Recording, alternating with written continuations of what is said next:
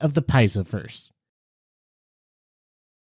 Third Party Con is sponsored in part by World Anvil. Don't just settle for keeping your amazing game scattered across an endless sea of notes and tools. World Anvil is the one tool to rule them all. Whether you're a game master, writer, or world builder, World Anvil is the ultimate companion to finally bring your world to life in one centralized location. Create characters, organize adventures, and build your campaign setting like a professional developer. Give World Anvil a try today using the code TPK2023 at checkout for 40% off any yearly subscription. Your world is waiting to be built with World Anvil. Third Party Con is sponsored in part by Pathfinder Infinite, part of the Drive-Thru RPG network. Whether it's adventures, settings, monsters, classes, or anything else that builds on the core game, Pathfinder Infinite allows talented creators like you to share your content and make money while you're at it. You can use the Pathfinder Lost Omens campaign setting and more as a launch pad for your own creations. Get recognized by the community, and you might even earn an invitation into the Infinite Masters Elite Creator Program. For more information, visit roll20.io/TPK. That's roll20.io/TPK. Whoa! What's all this? I was thinking I could play as an Eldamon trainer. It's one of the new classes from Roll for Combat's Battle Zoo Eldamon book for Pathfinder and 5e. What the heck is an Eldamon? They're ancient elemental creatures. Like this cutie. This is Squirrel Ash, a fire Eldamon. There are over 160 different kinds. No way. I've already got the adventure and all the encounters prepped. I'm not changing all that to add these things in. You don't have to. The book has an easy random generation system, plus guidelines for how to integrate them into any setting, whether you want to tie them into the story or be completely hands-off. Okay, but doing all that just for your class is ridiculous. What about the rest of the party? They can befriend Eldamon too, and even duel each other for fun, but only the Eldamon trainer and elemental avatar classes can use Eldamon powers in combat. Yeah, no, I'm not running PvP Eldamon battles on top of regular combat. Oh, no, we can duel without you. You can take a break, get some food, kick back. You said it's on Kickstarter? Hang on, I'm pledging right now. Third Party Con is sponsored in part by Legendary Games. Legendary Games brings you beautiful bestiaries, killer classes, and character options, marvelous magic items, amazing adventures, kingdoms, and mass combat, epic campaigns, and so much more. Whether you love Pathfinder 1st or 2nd edition, Starfinder, or D&D 5e, LG's books will make your game legendary. Hello. This is James Beck from Eldritch Osiris Games. Eldritch Osiris Games is built on the foundation of giving voice to creative authors who don't normally have a roadmap into the publishing industry. We push for as a diverse set of voices in the company as we can, regardless of a person's identity. Part of the foundation is equality, with every person in the staff having an equal say on all important decisions the company makes. Being one of the first TTRPG co-ops, we are here to set an example that a workers' equality is not only possible, but instead become the industry standard. Basically, we're a group of nerdy friends who want to publish work for people to enjoy.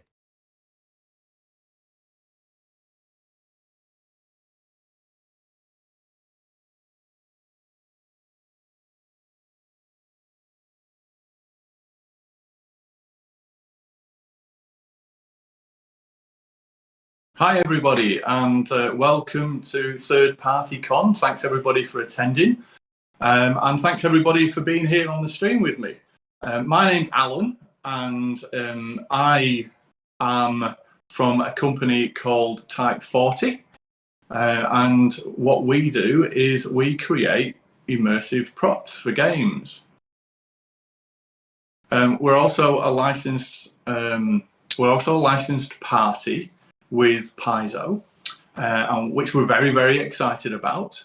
And today, what I'm going to be doing is talking about props, telling you a little bit about who we are, hopefully taking some questions, because really I want this to be something that you can take something away from with you, not just be about us, and talking about immersive experiences within games and how you can do that in your own games.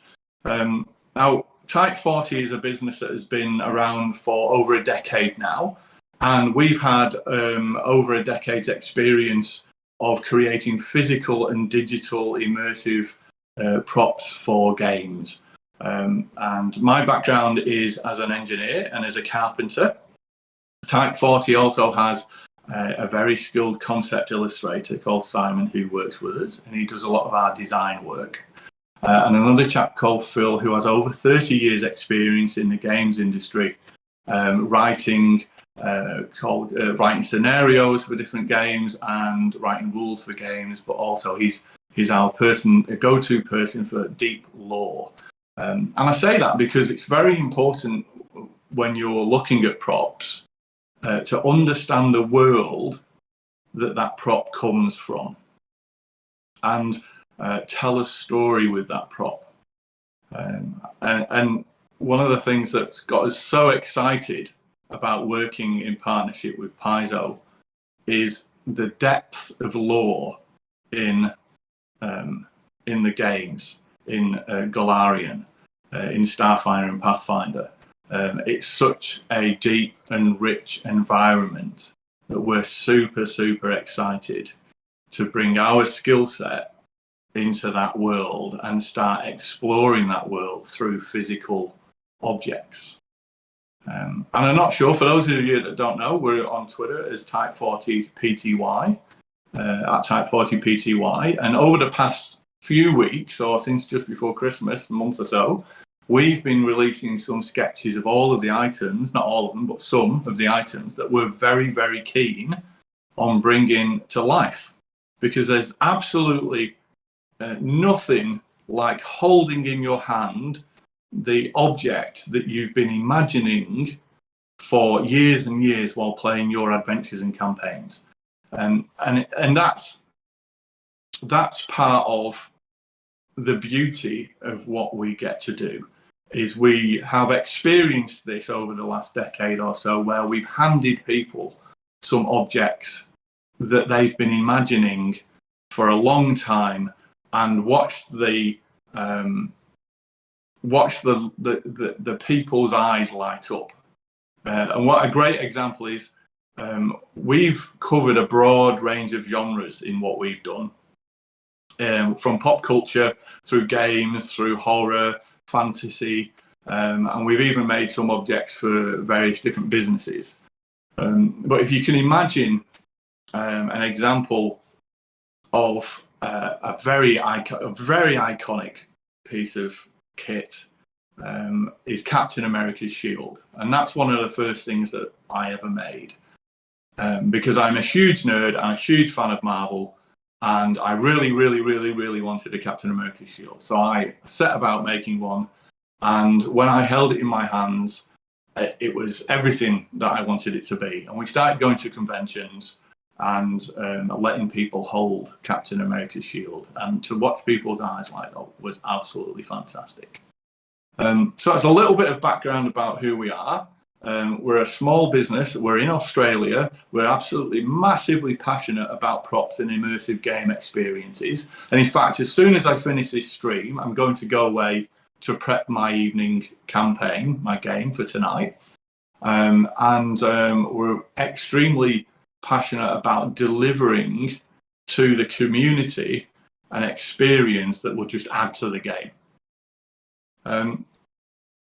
I've been asked how I got into this before, quite a few times, and the background as an engineer and a carpenter is what I've done as work for many years, decades prior to this. The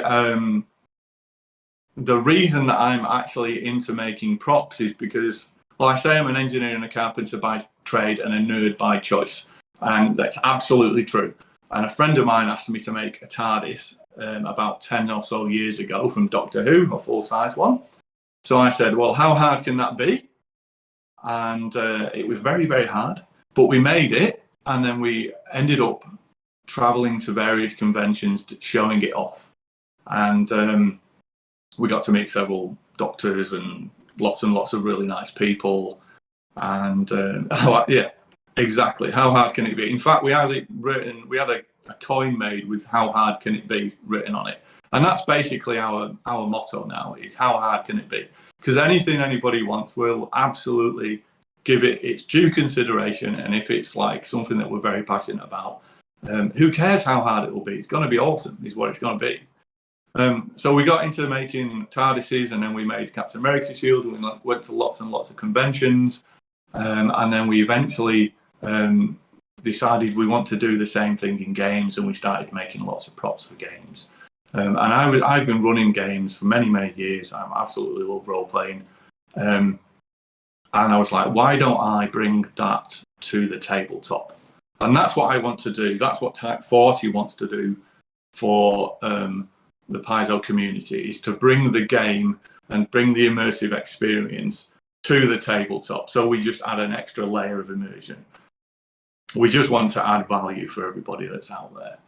And we've been doing that in games personally, and we've been doing it for other groups for years and years and years.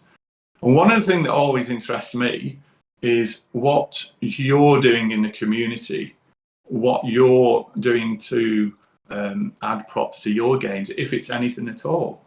And I started by doing fancy character sheets.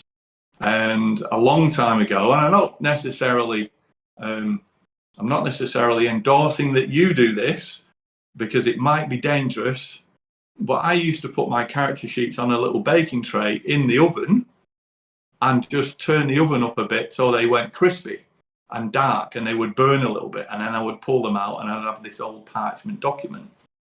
And that's something else that I want to talk to you about today, is how you can do things at home without the need for the access that we have to manufacturing equipment. Because prop making is fun all the way across the board. It's absolutely fantastic fun to do. And you can do some really cool things with some really simple things that are available to nearly everybody. And we'll talk about that a little bit later on. So I would like very much for you to have a think about the kind of things that you'd like to be able to do at home. And I'd like very much, if you wanted to ask us questions about the kind of things that we do and how we map those things over. So I'm going to show you some props. I'm going to talk to you a little bit about how we made them. And I'm going to talk to you a little bit about the design process. And then I'll talk to you a little bit about some of the things that are unseen in prop making. And then obviously we'll have you can ask questions, but please just jump in, as Mr. Live Producer has said there. Please just jump in with questions if you've got anything at all, or if there's something that you would like to ask about, and we'll just stop. I don't want to just be here sat talking to you all for the next 40 minutes or so, which I will do, by the way. So having said that, let me just pick up the camera. We've got a brand new gimbal, so if it all goes a bit funny, do forgive me. And also, if you can't understand me, it's because I've got a crazy English accent. And if you need something going over again, please let me know about that as well, okay? So first, what I'm going to do is I'm just going to reverse the camera, and we're going to take a little look at what we've got on this table.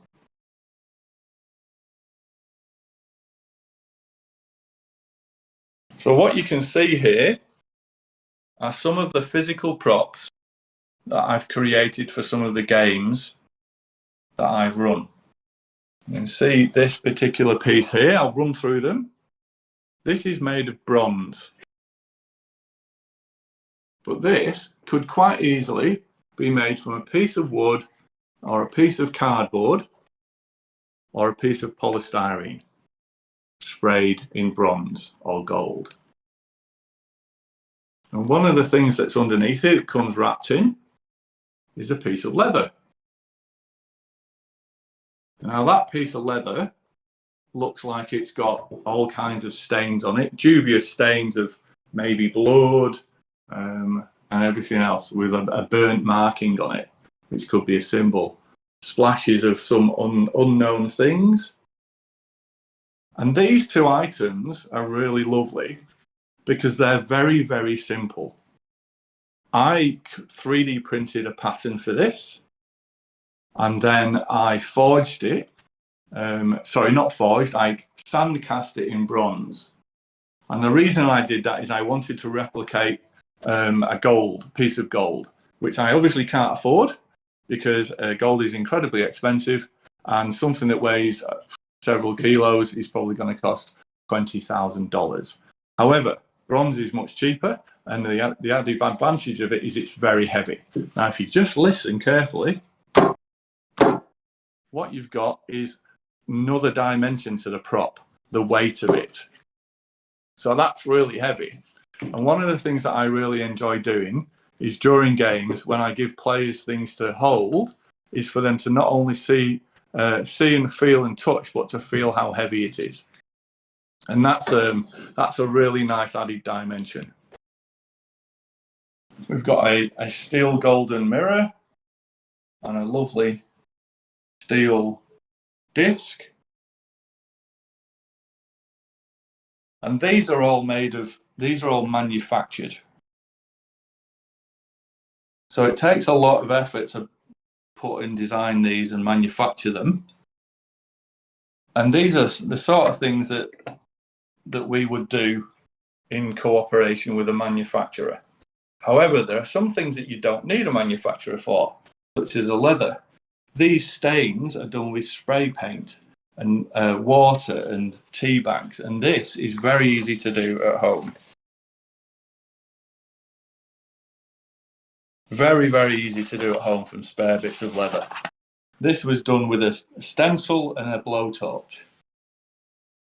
So you can see how there are varying levels of opportunity. Now, if you've got a 3D printer, these stone tablets are actually just 3D printed and sprayed. And they're super nice. But there's a community of prop makers out there in the world who offer 3D printed objects basically for free, so long as you're using it for yourself. And I cannot recommend that highly enough. There's lots of online resources there, and 3D printers have brought the world of prop making to everybody. It's now accessible to everybody in the same way that cameras and gimbals have brought content creation around to everybody as well. Journals are a favourite of mine, and these are journals that we've created. And they can be a really nice piece of kit for people. But I also enjoy having random pieces of plastic that I find in old toys. So that is a nice tiny diamond. That could very easily be an Aeon stone. And I found that for free in a piece of an old toy. Some of the other items, I love masks. And this is a small mask from an odd fancy dress shop. And all I've done there is, because I've got bad eyesight, I don't know if you can see, I've placed some old glasses lenses in the back and some straps to fit on my head. Again, simple tools. And you've got a really nice mask, because there's nothing like good masks to add a bit of depth to one of your monsters or NPCs.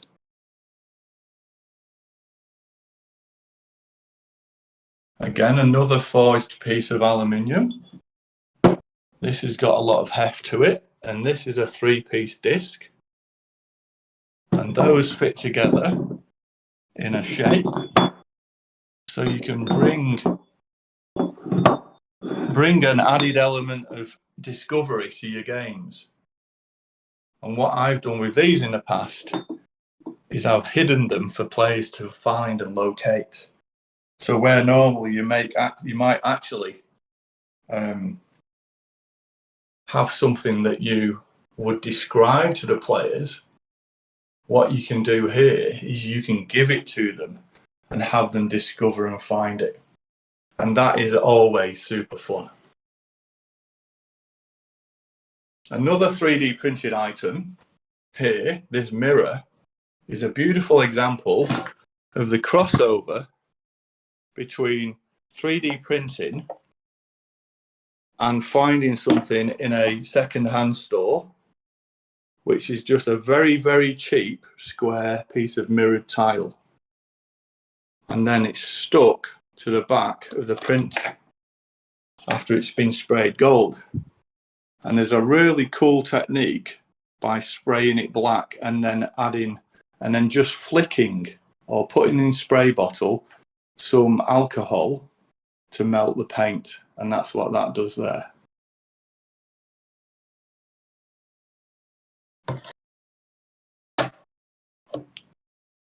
So that's that. Here's some other things. This is another benefit of 3D print. I don't know if anybody likes Judge Dredd, but I'm a huge fan. And then there's this mask.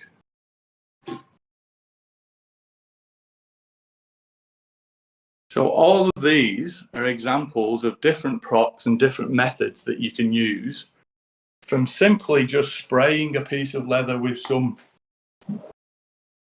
spray paint or stain, to 3D printing your own props and painting them, all the way through to full manufacturing.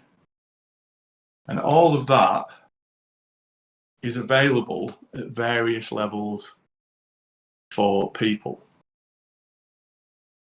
Now, thanks very much for indulging me looking at all of that. And the purpose of showing you all that is to give you some ideas of the sort of things that you might be able to pick out of the world of your game, and then how you might be able to bring that to life, whether that is a ring, which you might be able to modify slightly, or perhaps it's an old mask that a very cheap mask that you picked up from a party shop. Perhaps you're going to look at doing some 3D printing yourself and creating items for your group. Or perhaps it's just the idea that you might be able to take some of the items that you make and play your game in slightly different ways. So you might end up round the tabletop and putting a very heavy object on the table. One of my favorite things that I've done with props is I had a group who were seeking different parts of a statue which had been split up, an arm and a leg and a torso and a head, and placed in different areas, and the players were trying to gather them together. And it's a very different thing when you, in your imagination, the theatre of the mind, where the GM is telling you that you found the limb of a marble statue, and then the players say, right, I'm going to take that marble limb and we're going to go. But it's a very different thing when the GM places on the table a full limb from a mannequin, which I modified and cut to pieces, and saying, there you go, now you have an actual limb. What are you going to do with that? So it adds this whole other dimension where people start thinking, what are we going to do with that? How do we cope with that? Where do we take it? How do we hide it? So there's that's one of the beauties of having props, as far as I'm concerned, is this other level of immersion. You're just going to take a little drink, because I've not talked this much for a long time. I just want to check to see if you've got any questions. Okay, so far so good. So let's talk about the future of props. Something that we noticed is that there's been a huge surge in online games, and we think that's fantastic, because we played online games all the way through the last few years, and I've been able to play games with people that I know in different countries, in the US, in the UK, all in New Zealand, all over the world. People that I know and consider great friends, but have not been able to play with for years, and that has been superb. And of course, with the rise of virtual tabletops, people are playing more and more digital games. It's a superb environment. Physical is a superb environment, but we've got this whole other environment that we can now explore. So what we also do is we've created augmented reality props. And those augmented reality props come with digital cards in 2D and digital objects in 3D. And they're objects identical to the physical objects, such as this. But through just scanning a QR code on your device, whether that's your phone or your tablet, you can see this item in augmented reality in your environment directly in front of you.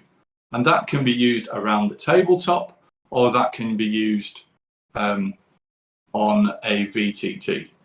And we found those to be very popular, and we found those to be really, really interesting, so that people can manipulate them without actually having to have the physical object and investigate them.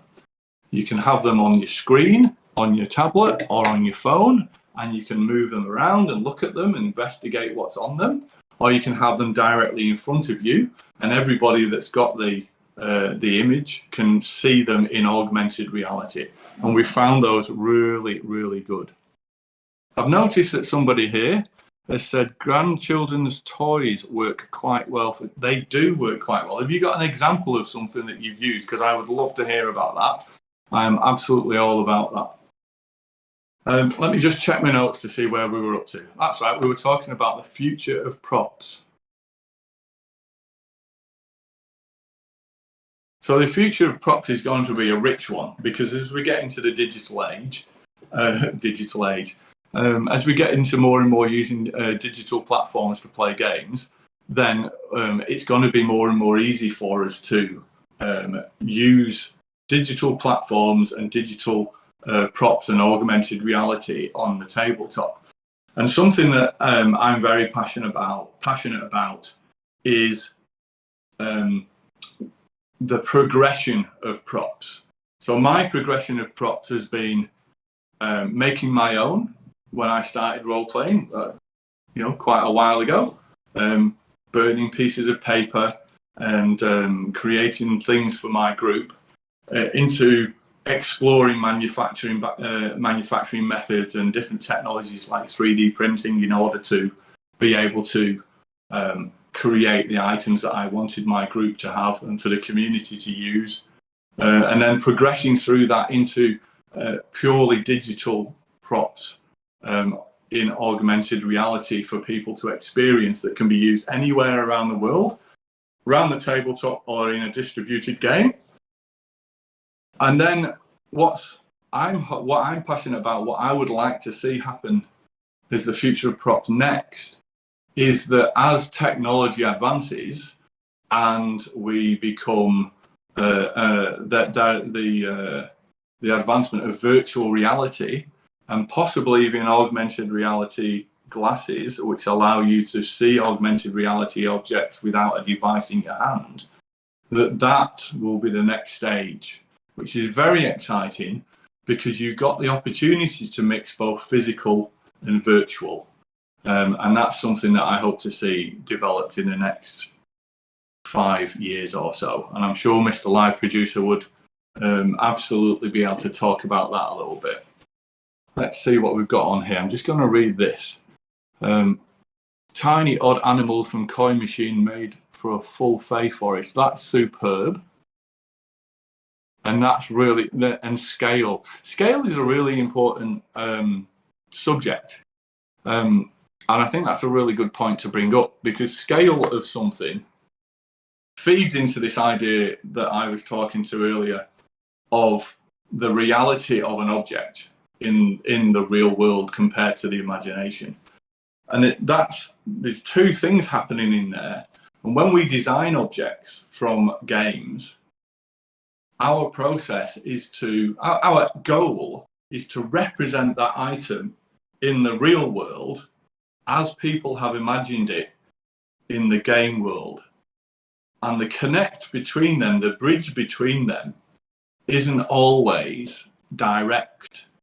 So if you can imagine an object in a fantasy world which can be described in text and even sketched or drawn out as a picture, the realities of creating the physical object for that is quite, there's a process, there's a distinct process behind it, because it's hard to create in a world that we live in, which has physical limitations such as, well, physics and gravity, and there's no magic in our world, how do we represent magical items? How do we represent materials that don't exist in our world? Gold is great, that's fine. Stone is fine. Metal is fine. But what's vibranium? What does that look like?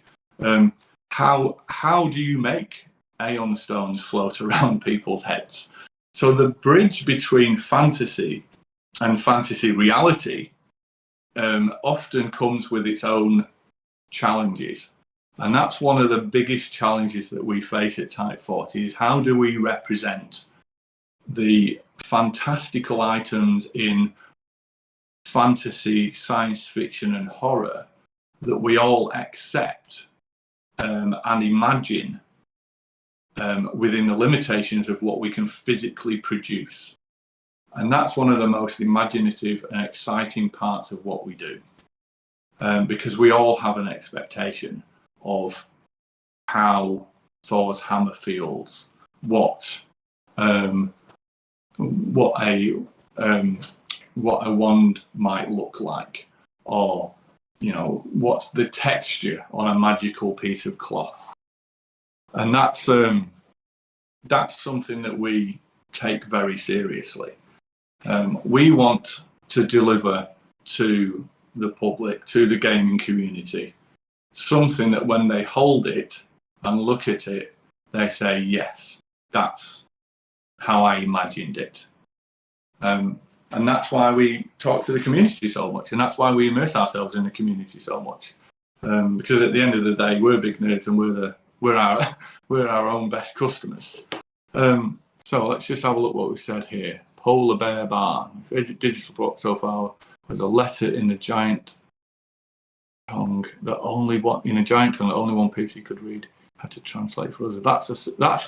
That's really interesting as well, because secrets in props and language in props and fantastical languages that don't exist in the real world is really interesting as well. And one of the things that I'm excited about in the digital realm is the opportunity to be able to change things. So one person who has to translate this can see and can read it, but the image or the view or the augmented reality or virtual reality image that the other people can see is a different experience. Same object, same letter, different language. One person can read it, another person can't. And the limitations of the physical world in texture and how do you represent magical items, how do you represent magical effects, they start to disappear as we explore digital. And that opens up doors that have thus far not been available to us, which is one of the reasons why I'm so excited. You want a floating stone that we're topped with a magical crown in a material that doesn't exist in this world. Physically, very difficult. Digitally, we can do that. And that's going to be a super exciting space to be in over the next 5-10 years. And we're looking forward to creating as many experiences as we can. And I'll talk about 3 levels of experience that we're looking forward to as well. Are there any hidden secrets that you put into the props that TYPE40 make? So that's a really interesting question, because that's a layered question. We have our own secrets that we put in for our own benefit. And there's another layer to that where we have created objects so far from existing games. So retroactive creation. So the game has been written, the campaign has been written, the magic items are already known. So you're bracketed, you're limited by what you can do. There's no secrets on the mirror. It's the mirror, there's a description in the book. It says it looks like this, kind of, and it does this, kind of. Okay, so there's not much room for us to put secrets in there.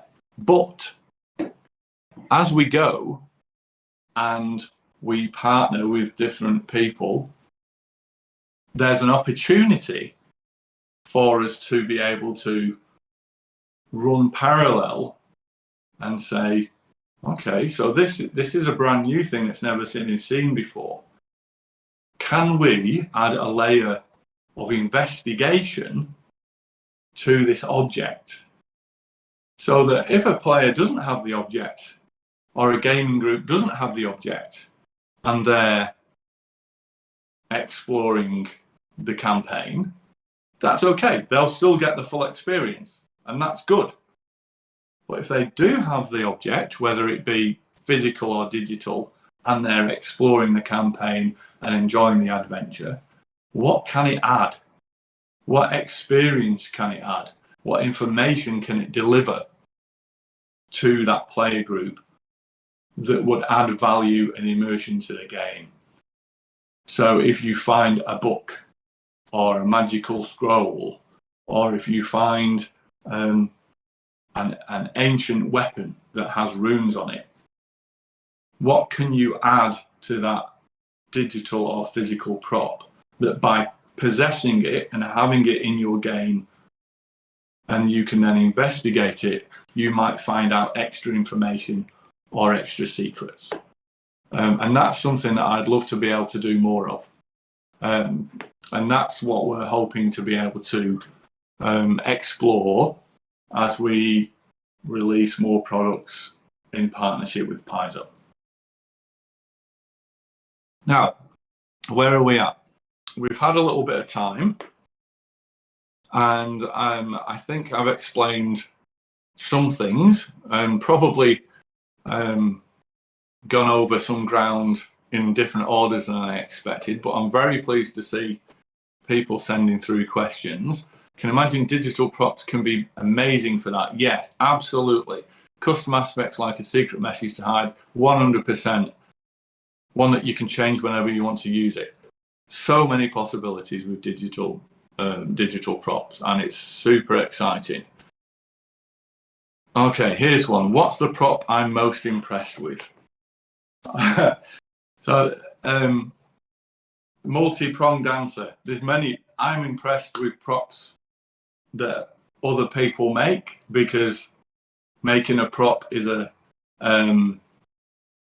it's a labor of love and a passion. And one of my passions is when I see other people excited about stuff. I really enjoy seeing what people do with their game, because that just inspires me to want to do things with my game as well.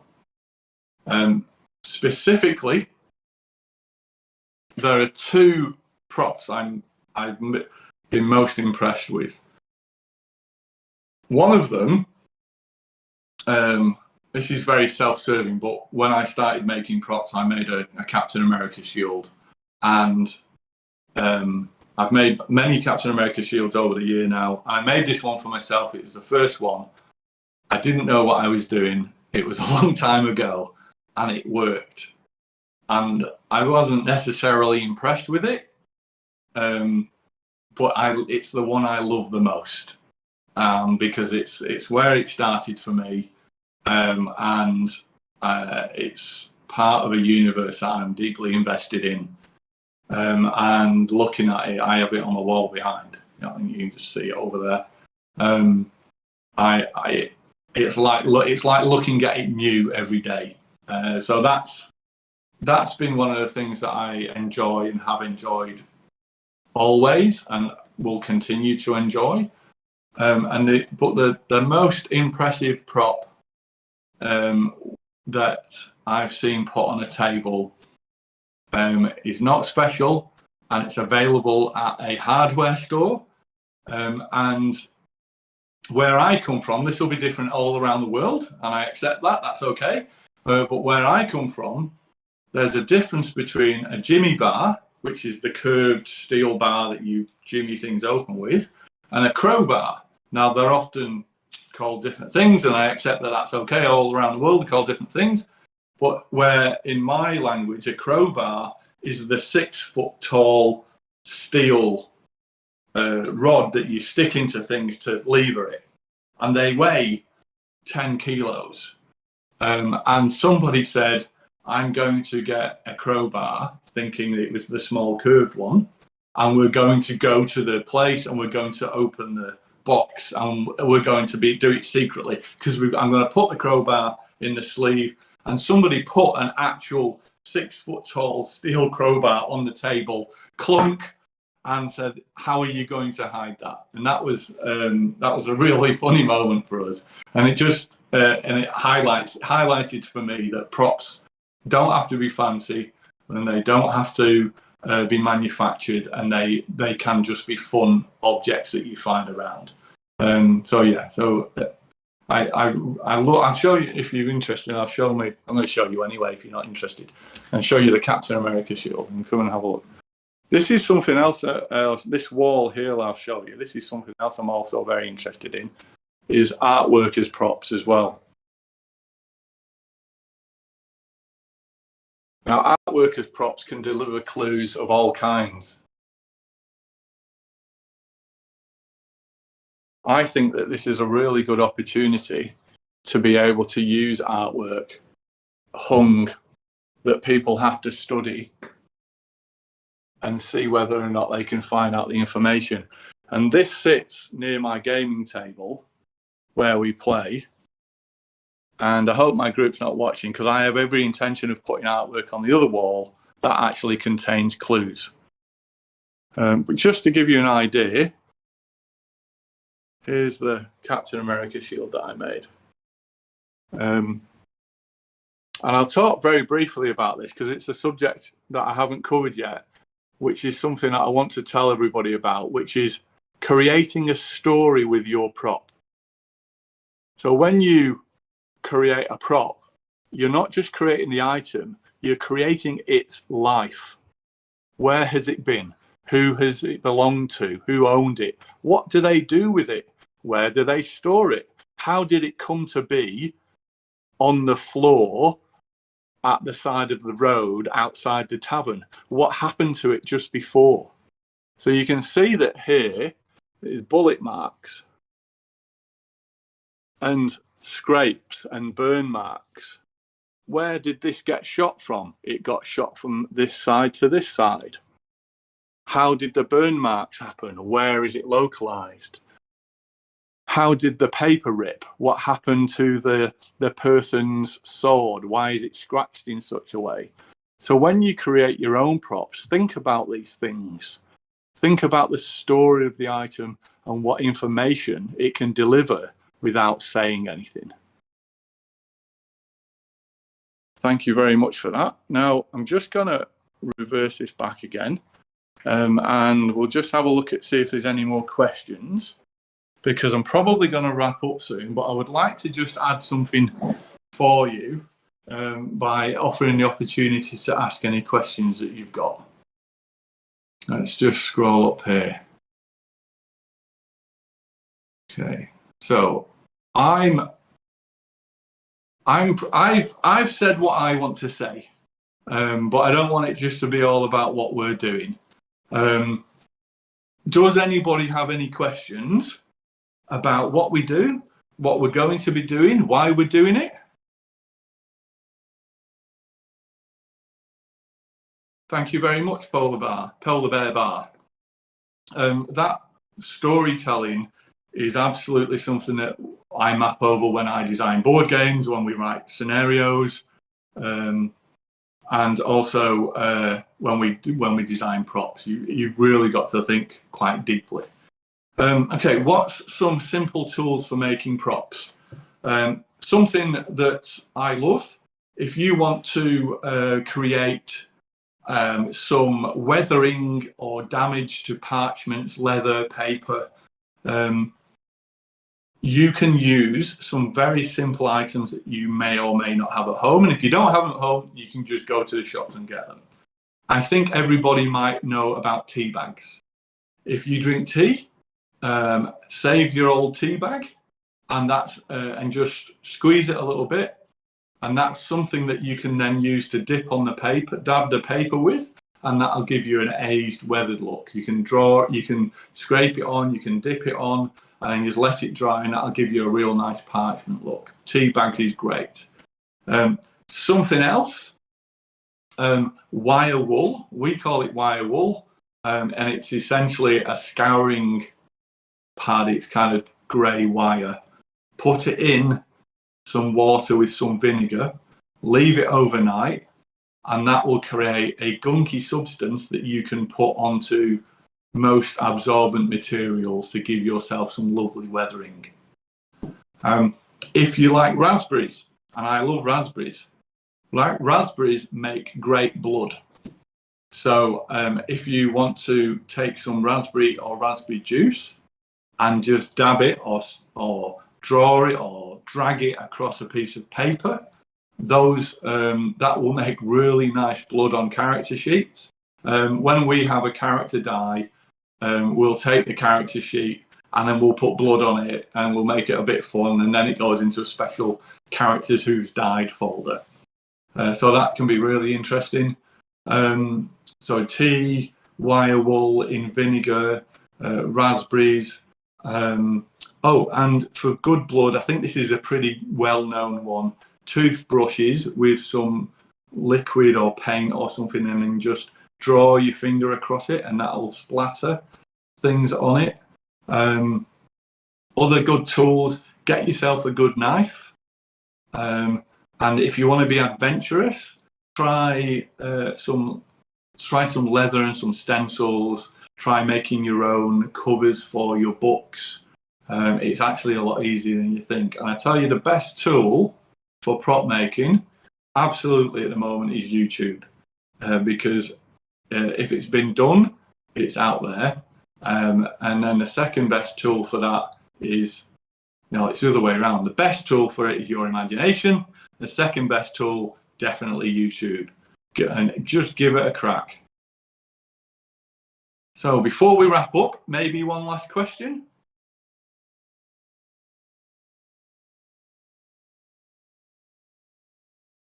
No? Okay. Well, I'm probably going to wrap it up. Thank you very much for listening. Thank you very much for being here. Oh, we've got one. Okay. That is a good question. What was the advice you wish you knew when you'd started? Okay. What was the advice I wish I knew when I started? Something that our team talks about all the time is probably the best piece of advice that I wish I'd had. I think that I wish somebody had said to me, it is better to be done than perfect. And that all the learning is in the mistakes. Because it's very easy to get into the trap of perfection for me. And it's very easy when doing passion projects that you absolutely are invested in to want it to be perfect. But for me, I found it is much better for it to be done and in people's hands than it is to be perfect. Much better for it to be in people's hands and being enjoyed. And I have learned more by making mistakes than I have learned by getting it right. So I think that it's better to be done than it is to be perfect, and all of the learning is in the mistakes. And that's what I wish I'd known at the beginning.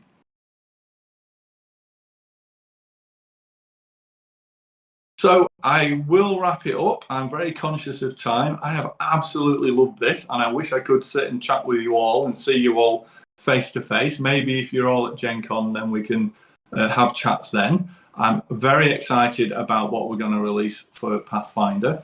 We have been making some hints about what it'll be, and we're going to make an announcement fairly soon. And we're super excited about that. Thanks for your time. Look forward to the rest of TPK. And if you are of the mind, you can find us on Twitter at TYPE40 PTY. Thank you very much, and have a lovely afternoon. Bye-bye. Welcome to Third Party Con, a celebration of the Paizoverse. Third Party Con is sponsored in part by World Anvil. Don't just settle for keeping your amazing game scattered across an endless sea of notes and tools. World Anvil is the one tool to rule them all. Whether you're a game master, writer, or world builder, World Anvil is the ultimate companion to finally bring your world to life in one centralized location. Create characters, organize adventures, and build your campaign setting like a professional developer. Give World Anvil a try today using the code TPK2023 at checkout for 40% off any yearly subscription. Your world is waiting to be built with World Anvil. Third Party Con is sponsored in part by Pathfinder Infinite, part of the Drive-Thru RPG network. Whether it's adventures, settings, monsters, classes, or anything else that builds on the core game, Pathfinder Infinite allows talented creators like you to share your content and make money while you're at it. You can use the Pathfinder Lost Omens campaign setting and more as a launchpad for your own creations. Get recognized by the community, and you might even earn an invitation into the Infinite Masters Elite Creator Program. For more information, visit roll20.io/TPK. That's roll20.io/TPK. Whoa! What's all this? I was thinking I could play as an Eldamon trainer. It's one of the new classes from Roll for Combat's Battle Zoo Eldamon book for Pathfinder and 5e. What the heck is an Eldamon? They're ancient elemental creatures. Like this cutie. This is Squirrel Ash, a fire Eldamon. There are over 160 different kinds. No way. I've already got the adventure and all the encounters prepped. I'm not changing all that to add these things in. You don't have to. The book has an easy random generation system, plus guidelines for how to integrate them into any setting, whether you want to tie them into the story or be completely hands-off. Okay, but doing all that just for your class is ridiculous. What about the rest of the party? They can befriend Eldamon too, and even duel each other for fun, but only the Eldamon trainer and elemental avatar classes can use Eldamon powers in combat. Yeah, no, I'm not running PvP Eldamon battles on top of regular combat. Oh, no, we can duel without you. You can take a break, get some food, kick back. You said it's on Kickstarter? Hang on, I'm pledging right now. Third Party Con is sponsored in part by Legendary Games. Legendary Games brings you beautiful bestiaries, killer classes, and character options, marvelous magic items, amazing adventures, kingdoms, and mass combat, epic campaigns, and so much more. Whether you love Pathfinder 1st or 2nd edition, Starfinder, or D&D 5e, LG's books will make your game legendary. Hello, this is James Beck from Eldritch Osiris Games. Eldritch Osiris Games is built on the foundation of giving voice to creative authors who don't normally have a roadmap into the publishing industry. We push